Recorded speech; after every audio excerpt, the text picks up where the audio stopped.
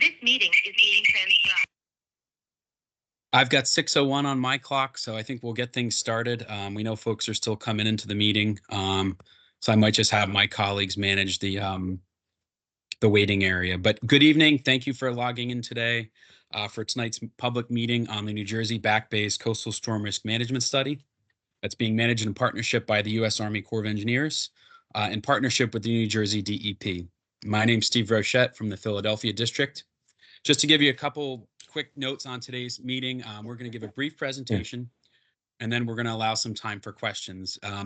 You can feel free to use the chat for questions during the presentation. We'll get to those afterwards. And then if we have time, we can get into verbal questions as well. We may not be able to answer every question tonight, but we'll work to follow up if there's anything that we can address tonight. We know there's been significant time since the last public meeting for the study, so our hope is that today we'll reorient folks. And we know there's a lot of folks that might not be here tonight, so we're going to be recording this meeting and then posting on the study webpage. So please feel free to share that with any colleagues or others that you know may have missed the meeting. In a moment, I'm just going to drop a link in the chat to the draft report so everyone has access to that, as well as instructions on how you can submit comments. We're accepting comments through February 18th, 2025. Oh, just got a hot mic there, I think. Let's see. If you could mute your mics. Thank you so much. Appreciate that. Just so we don't have any feedback. And with that, I am going to hand it off to Scott Sanderson from our planning division, who's going to make a few opening remarks. Scott? Good evening, everyone. Thanks, Steve. My name is Scott Sanderson. First of all, I just want to say thanks to everyone for dialing into this meeting and for your interest in this study and taking time out of your evening to join us tonight. I work here in the Philadelphia District for the Corps of Engineers Planning Division, and just wanted to say a couple of remarks before turning it over to our non-federal partner, the New Jersey DEP. As Steve mentioned up front, we recognize, we acknowledge that a significant amount of time has passed since the last public meeting on this and since the last draft report was released back in August of 2021. And we also want to acknowledge up front that we recognize there were significant comments on that initial report back in 2021, and we take those comments very seriously. We've been looking at them and evaluating a path forward to help provide coastal storm risk management to this important study area in New Jersey. And we specifically recognize there were a number of comments on some of the larger structural measures that we were proposing at the time, specifically the storm surge barriers, as well as storm surge barriers across the Back Bay environment themselves, as well as along some major inlets in the study area. So what we've done, we've taken another look at this, and we realized that to really fully evaluate and address some of the concerns raised about those structural measures and those barriers, it was going to take significantly more time and resources to do that. So the goal here with the draft report that's out there and the current path forward on this study is, while we continue to look at these larger features in the future, we wanted to be able to provide analysis of something that could be implemented sooner, faster, in the interest of providing coastal protection to the area as we continue to evaluate larger solutions for the future. So what you're going to see in the presentation, and what you may have been reviewing already in the report, is that the plan that we're moving forward with right now is really an interim response to the congressional authority that's going to focus on solutions that we feel are implementable at a quicker rate, that we are trying to get into a Chief of Engineers report and eventually look for potential authorization in a water resources development bill in the 2026 timeframe. So that said, that'll focus on things like residential elevations or floodproofing of critical infrastructure that supports these communities, as well as some nature-based solutions, looking at marsh areas that we can try to hold the line or improve to help support coastal storm risk management. So that said, I'm going to turn it over to our non-federal partner, the New Jersey DEP. They've been our partner along the way here on this important study. And thank you, and look forward to the meeting.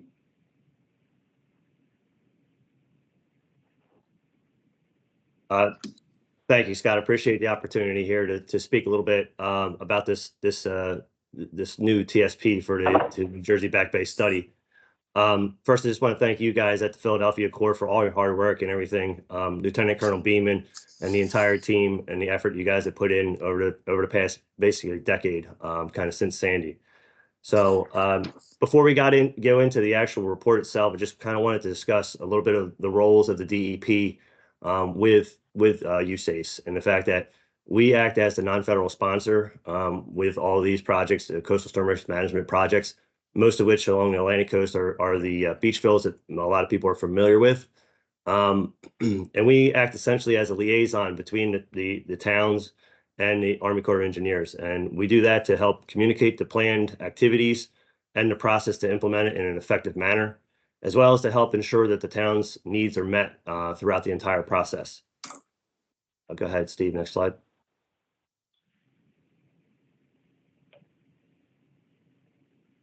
So typically with this project, it's in the feasibility study phase. It is usually a 50-50 non-fed cost share, where the Office of Coastal Engineering, DEP, provides the 100% match of the non-federal share. There's no cost to the municipalities. And the final output is that chief's report that Scott was mentioning earlier. So beyond that, once the chief's report is obtained, they are going to move, as he said, towards a WRDA bill in 2026 to hopefully obtain that construction funding. And once that occurs, we'll be looking to execute a project partnership agreement between the DEP and Army Corps of Engineers. And that helps to outline the roles and responsibilities between our groups. And it's based on implementation guidance within that chief's report. Some of the things that are in there are the real estate responsibilities, which typically on the non-federal sponsor, as well as the funding, cost shares and things of that nature, as well as the future maintenance once the projects are complete. So again, that's just a brief overview of kind of where we're at and how we fit into the role here. And now I'm going to turn it over to Steve, who will go through the actual presentation on the Back Bay study. So thank you all.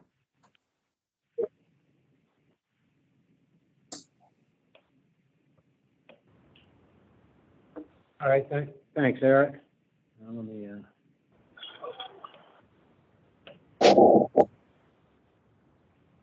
All right, so the agenda for tonight is we're going to run through the project location, provide a brief history of the prior study, and discuss the decisions to modify that prior study.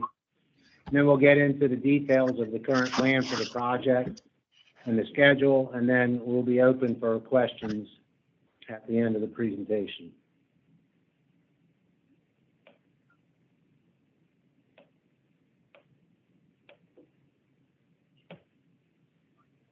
So the study area consists of the, sorry about that. Study area consists of the bays and river mouths landward of the barrier islands. So basically west of the barrier islands. Consists of more than 950 square miles and 3,500 linear miles of shoreline. And it includes portions of 89 municipalities and portions of 5 counties, inventory of over 172,000 structures valued at $72 billion. The structures are primarily residential, but that includes public buildings, apartments, high-rise, industrial, and commercial structures. And the without project average annual damages was calculated to be $2.6 billion. So that number is calculated over a 50-year period if this project was not put into place.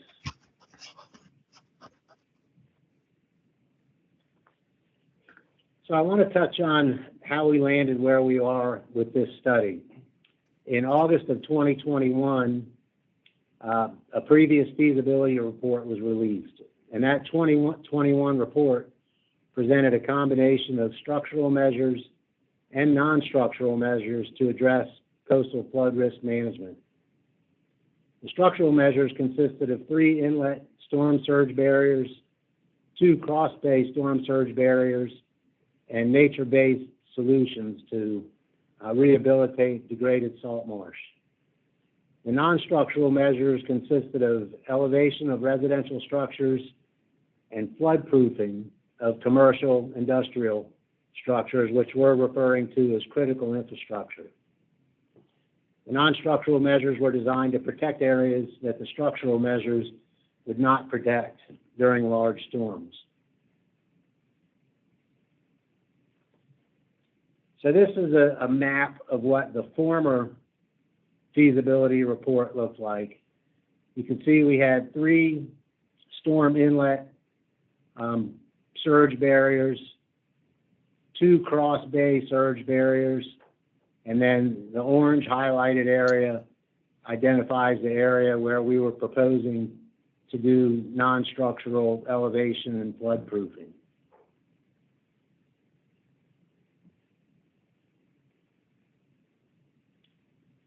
Well, after that feasibility was released in August of 21, we received a significant number of comments, mostly related to the storm surge barriers. And the Army Corps, along with our non-federal sponsor, the NJDEP, we recognize the importance of those comments, specifically as they relate to the environmental impact with the storm, related to the storm surge barriers. So based on all those comments, we took a step back and determined that a project this large would require a significant amount of additional research and study before we could move forward. And it was going to take a good period of time to fully vet all the potential environmental impacts related to the structural measures. So based on that time frame, or anticipated time frame, and not wanting to wait a significant amount of time for the project to kick off, we took a step back to identify what parts of that 2021 feasibility report could be done in the immediate future. And we refer to that as early actionable elements. We wanted to identify some things that we could move on fairly quickly to help manage the storm risk to the New Jersey Back Bay communities.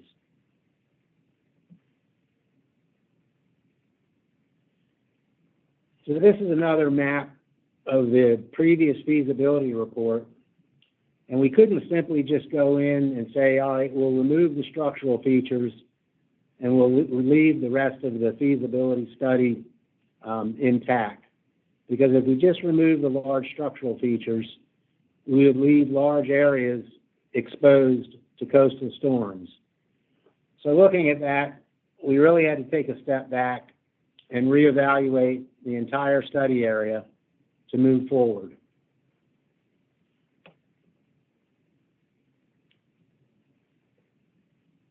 So the tentatively selected plan from September of 2024, that's what's covered in the current feasibility report, includes elevation of over 6,400 residential structures, floodproofing of 279 critical infrastructure elements, and we include in that police, fire, ambulance, hospital, pharmacy, and nature-based solutions using dredge material to restore degraded salt marsh. And at this stage of the study, we've identified approximately 7 locations in the Back Bay area.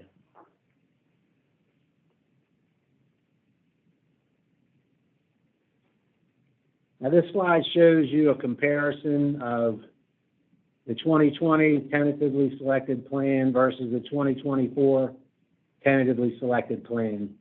As you can see, the large structural barriers have been deferred. Now, we're not getting rid of those altogether. We're going to keep them on the shelf for further study.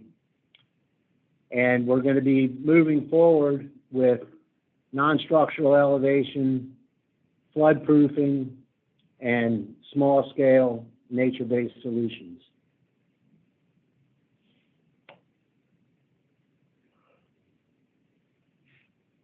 This slide shows the distribution of the structures in the 5 areas. The study area has been broken down into 5 different regions, and the North region has the largest number of structures in it. That's because it's the largest region, and it's heavily populated. And these 5 regions were broken out, differentiated from each other because they're all hydraulically different.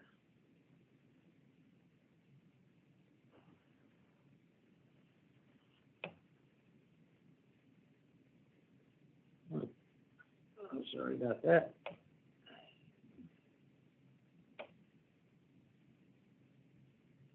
Okay, this isn't going well.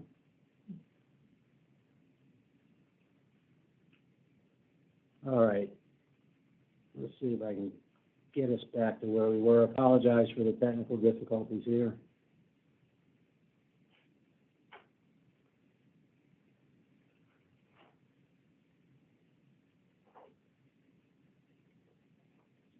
Doesn't want to seem to go back to the slide mode.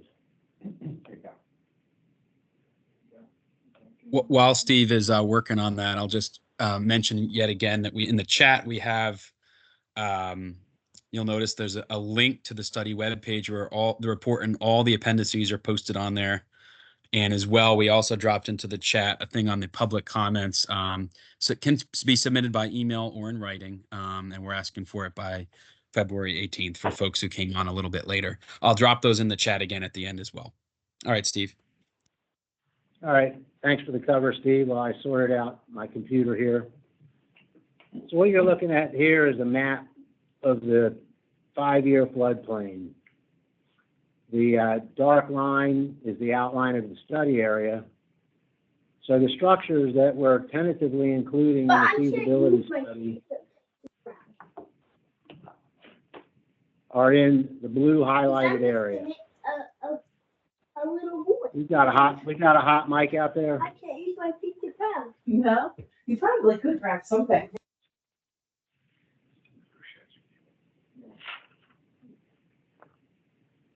Thank you.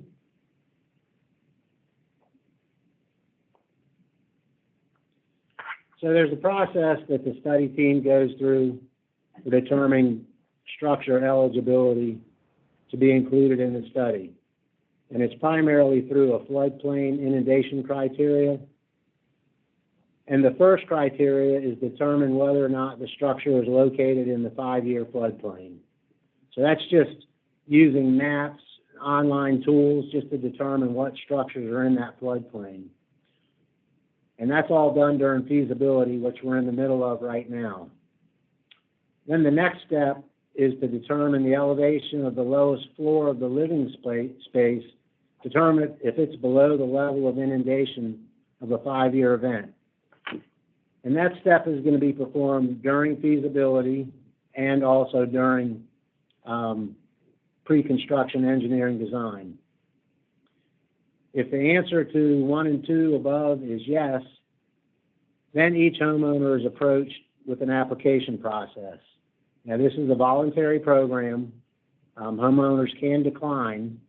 And if the homeowner completes the application, part of that application grants a right of access to the property during pre-construction engineering design. And during that phase, we'll do a structure-by-structure survey to determine, 1, precise elevations. We'll determine what type of foundation.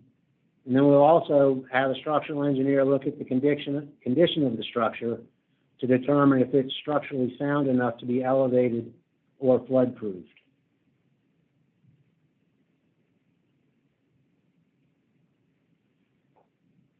Now, this slide here, I want to touch on the locations proposed for nature-based solutions. The selection of these 7 locations was whittled down from many options initially reviewed. And the way that we got to these particular locations is, number 1, is it a degraded salt marsh habitat, or is it potentially going to be degraded in the near future. And we also looked at proximity to nearby dredge material disposal facilities. So we want to have a close proximity so we have a readily accessible material at hand to rehabilitate these degraded salt marshes. And beyond just rehabilitating the salt marsh, if we build the salt marsh back up, it'll also aid in decreasing wave attenuation across the study area.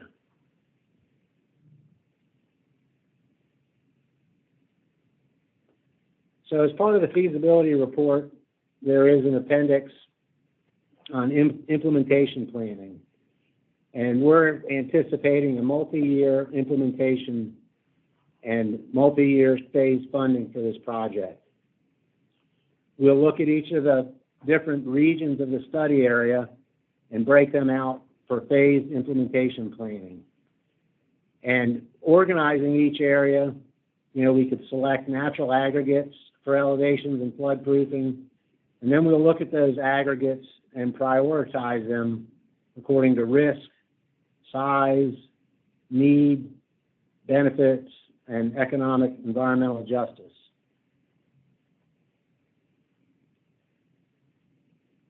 Now, as part of that implementation plan, there are some homeowner responsibilities that won't be covered by the federal government.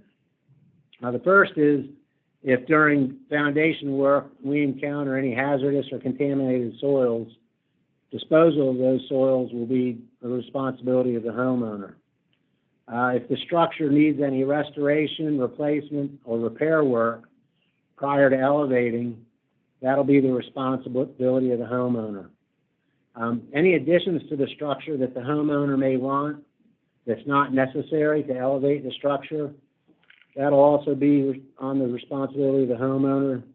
And if the homeowner requests any additional elevation above what the plan calls for, that will be on the responsibility of the homeowner. And finally, any detached structures such as a shed or a detached deck, that won't be included in our plan.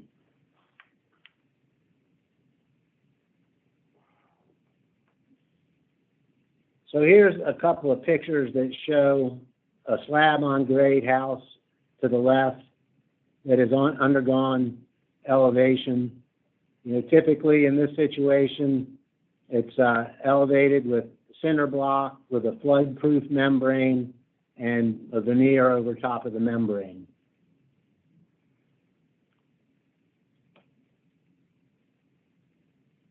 And this is an image of a building that was flood-proofed by a number of different technologies. There's a flood shield for low windows. There's a membrane behind masonry veneer. Stop logs are placed in front of overhead doors that can be removed for access to those overhead doors, and stop logs can also be used for external utilities.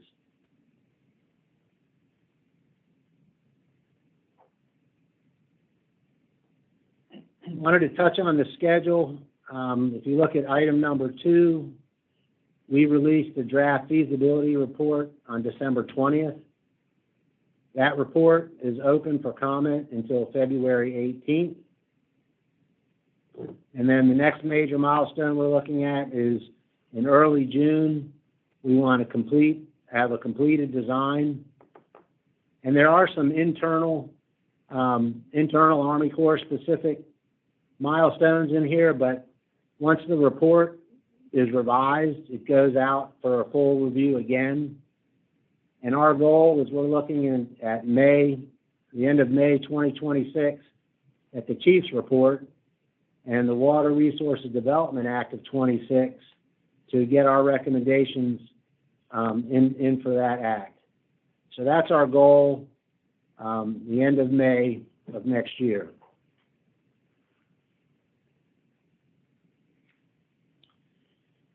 Now, if any of you have not figured out how to get access to the feasibility report, If you go to the Philadelphia District's homepage and you scroll down, you'll see a link that says New Jersey Back Bays Study. If you click on this link, this is what you'll see. Now, what I have here is just an image, but this image shows you can click on the report, the main report itself, or you can go through any of the appendices. I'd also like to point your attention to the news release. If you click on the news release, it provides instructions on how you can provide comment either through email or through U.S. mail.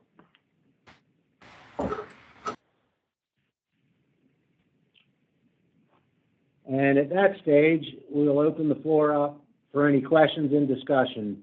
Now, we'll answer the questions that we can. We don't have all of our technical experts online with us, but any questions or comments submitted by email or through U.S. mail will be collected and considered before we release the next version of the report. Thanks, Steve. And we'll start with questions in the chat. We actually already got one. Someone asked, and I'll read them aloud for the benefit of the folks that have dialed in. After the chat, we'll jump to verbal questions and then wrap things up. But the first question was, can you provide the delineation of the 5 regions? And there was a map on one of your slides, Steve. That's covered in page 26 to 29 of the draft report. And I pasted into the chat the different hydraulic features that are associated with those different regions. So that's all in there. That was the first question in the chat. So for others, you can start putting stuff into the chat. Like I said, I'll read them aloud for those who are participating by the phone. We'll go through them one by one.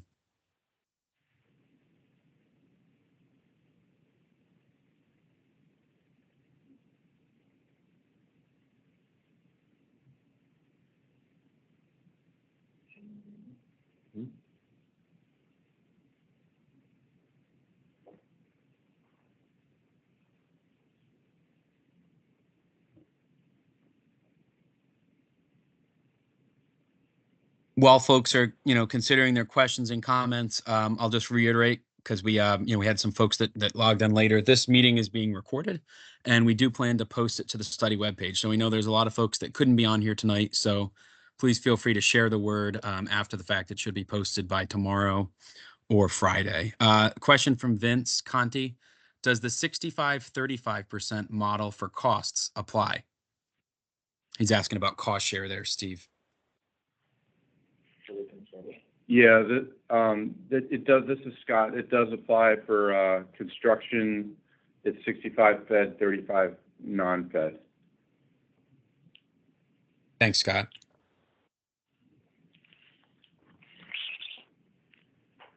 Next question from Nicole. What are some actions you may be looking for the local towns and counties to engage with that NJDEP at the local level to help with the implementation of these strategies? Scott, and then maybe we can also invite our colleagues from DEP to weigh in on that as well. Thanks. Sure. This is Scott from the Corps.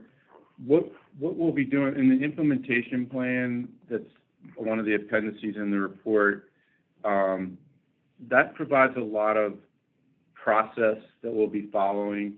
And I think that process will help show municipalities and property owners how the engagement and the process will go. So like when we get to the end of feasibility, there'll be a certain level of eligibility for participation in the voluntary program. And then it'll show that, to go to the next step, the team will be looking for rights of entry to survey properties, to further assess eligibility. And then if from the next step beyond that, there could be circulation of participation agreements to see if folks want to participate in the program. So that's the kind of outreach that will be continuous and ongoing through the process. Thanks, Scott. Anyone from DEP would like to add anything on that one? Yeah, thanks.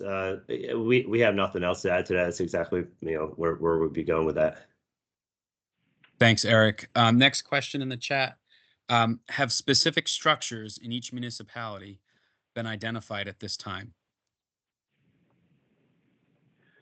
Yeah, Steve, this is Scott again. It's a really important question because just to go over the process we're following, right now, in the feasibility phase, we have a tentatively selected plan. And what that means is we looked at the 5-year floodplain and we compared that to preliminary survey data that shows not only the lateral extent of that floodplain to see what structures may be encompassed by that, but also looking at the inundation depths of the 5-year floodplain within that floodplain. So what we do is we look at the footprint of the floodplain, and then we look at the depth, and we take preliminary survey data and compare first floor elevations of structures within that footprint to see if they're potentially eligible for participation. So in feasibility, at this stage, we don't have the specifics on the structures. We just have a floodplain with identified survey elevations of different structures, but we haven't dialed into the structure-specific information yet.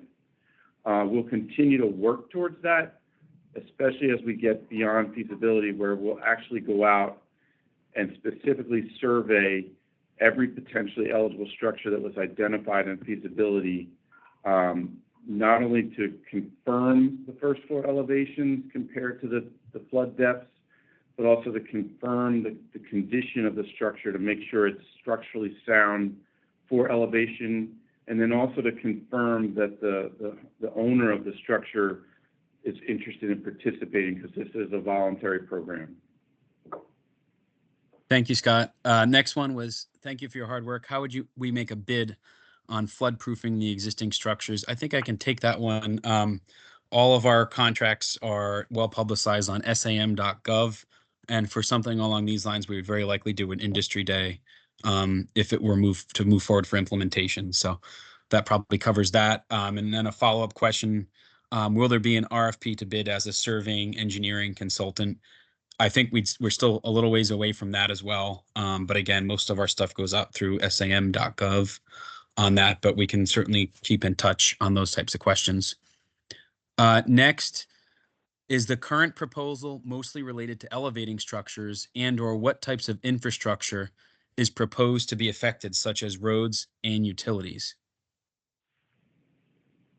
So this is Scott again. So the focus of right now at this point for this kind of early actionable element that we're looking at with this interim recommendation, we're focusing on critical facilities that can benefit from floodproofing and also support these communities. So we're focusing on things like fire stations, police stations, hospitals, pharmacies, things of that nature. We recognize that road elevation is something that may need to be looked at in the future. But regarding utilities, the specific utilities that are associated with these structures will be part of the floodproofing program. They'll be protected as part of that floodproofing action. But bigger picture, I think it is important to point out that we're focusing on critical facilities, but there's more to study and more to look at down the road. Larger facilities, larger critical facilities, and more comprehensive infrastructure as well. Thanks, Scott. The next question is, why the 5-year floodplain? That seems overly optimistic. So the reason we focused at this point in the study, we tried to focus on things that were most vulnerable, that suffered the most repetitive damage in the modeling that we were seeing. We said, what can we do to start focusing on the highest, most vulnerable areas, and what can we do in a quicker period of time to help those areas? So that's why the focus was on the 5-year. Thanks, Scott. Question from Jack. We don't currently meet FEMA elevation guidelines. We've gotten engineering reports to raise our house, but are unable to afford to raise it at this time. Will funds be available to assist us? We're in the floodplain in the Brick Township area. So it's hard to answer the specific on that, but what we can say is that if we determine that a structure is eligible in the 5-year floodplain, the proposed recommendation at this point in time for the plan is if something becomes temporarily eligible and then ultimately becomes part of the voluntary program, it will be elevated to the 100-year flood elevation projected out to 2080, and we also add relative sea level rise in addition to that elevation. So that's the target elevation, but at this time it's hard to say specifically if that would be included or not. We'd have to go through the process. Thanks, Scott. Next question was, will there be a process to deconflict with other entities that administer grants that conduct similar activities such as elevations and floodproofing to ensure multiple entities are not working with the same applicant for the same action? Yes, and that's going to be a critical part of the outreach and the surveying that's done during the post-feasibility phase, where we definitely hear that loud and clear that we don't want to duplicate, and we also don't want to leave out those that want to participate. So that's critical for the surveying, not just from a structural engineering standpoint, but from a programmatic standpoint. The surveying has to account for that. And that'll also be part of the application process. So when we talk to the homeowners, we'll request, do you currently have any plans, or are you working with any other entity for elevation of your structure or floodproofing? And I would also add that, we're fortunate to work with New Jersey DEP because we know they have other activities across the state that are related to this type of work. So I would just add that as well. Not seeing any other comments at the moment in the chat, but I'll give it just a minute before we jump to any verbal questions.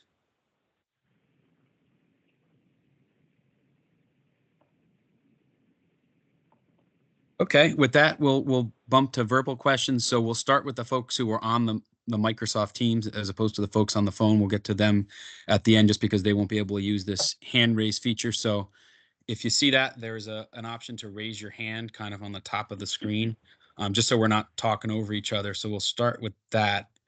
If you have a verbal question, you can try to raise your hand, and I'll try to sift through that.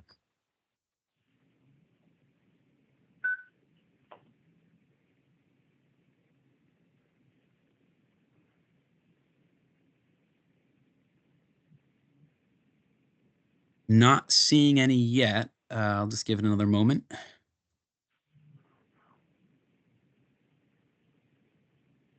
Okay, not seeing any verbal questions. Oh, we might have one more in the chat here.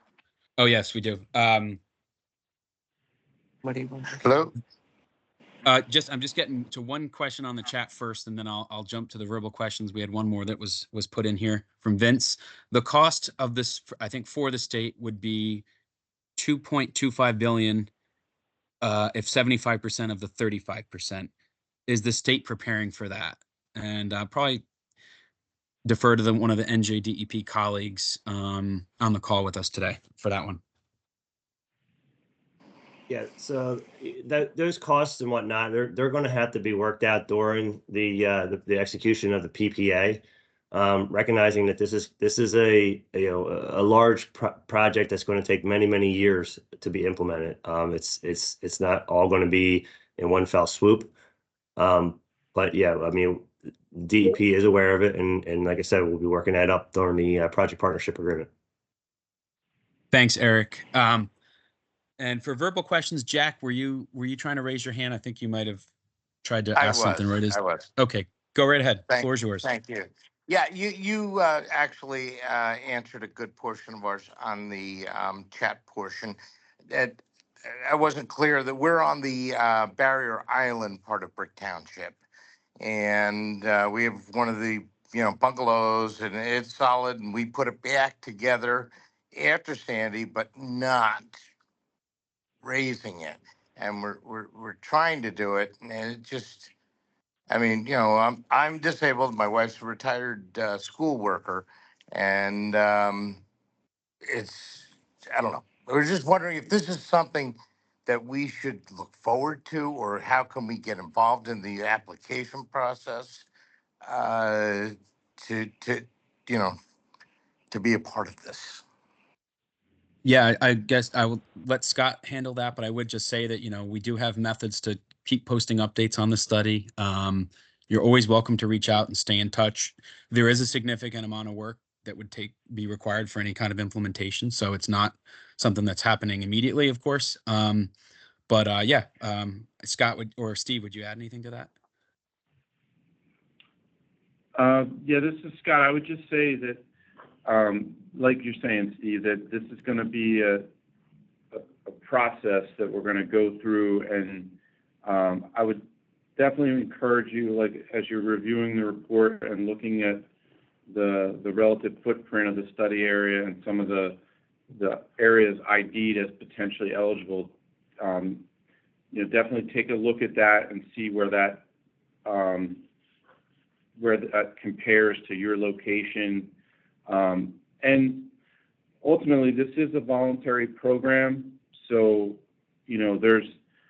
I think there's options to look at inclusion, because one of the things we look at here when we're going to roll this out for implementation, community cohesion is something that has to be factored into the way this is implemented according to the way our policies are. So it is something we will look at closely. Thanks, Scott. And also, I would just add that we have an email that we put in the chat that's for public comments, but you can always pose questions as well as part of that, and we'll do our best to get back to you quickly. Another question in the chat, to Jack's point, you will be allowing barrier island structures into the program. I get the question is, are barrier island residential structures eligible? Yes, the answer is yes to that.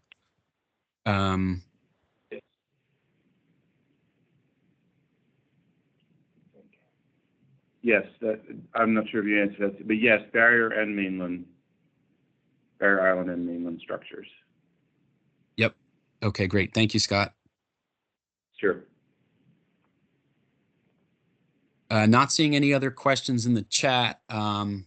Give folks one more chance if they have a verbal question. I know there's 5 folks dialing in. So if they hit, I believe, *6, they could unmute and ask a verbal question as well if you have anything for us.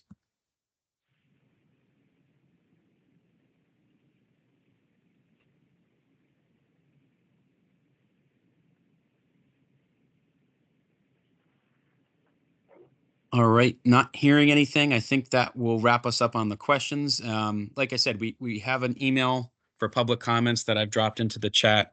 You can feel free to ask any questions after the fact, and we'll do our best to follow up.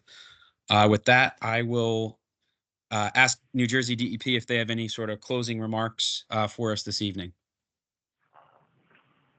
No, I just again just want to thank you guys and your team, Steve, Steve and everyone. It's been a lot of hard work here over the last 10 years, and doing this pivot to the early actionable plan is a way to kind of help put us on a better path towards a more resilient New Jersey. So thank you guys. Thank you, Eric. Scott and Steve. No, I just close by first thanking the NJDEP as our non-federal sponsor. The support you guys have provided has been great.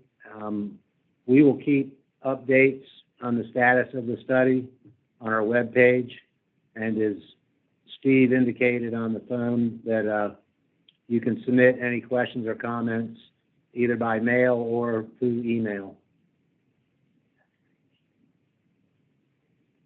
Thanks, Steve. Anything from you, Scott? I'll just echo what Steve and Eric said. I really appreciate everyone's time tonight, and thanks for the meeting, and thanks for making time for this. Appreciate it. Thanks, Scott. And I'll leave the chat and the meeting open just for a minute in case anyone needs to sort of reference things in the chat. I'll drop the links and the emails in again. And again, this is recorded, so it will be posted tomorrow or Friday. Thanks again for everyone's time. Take care.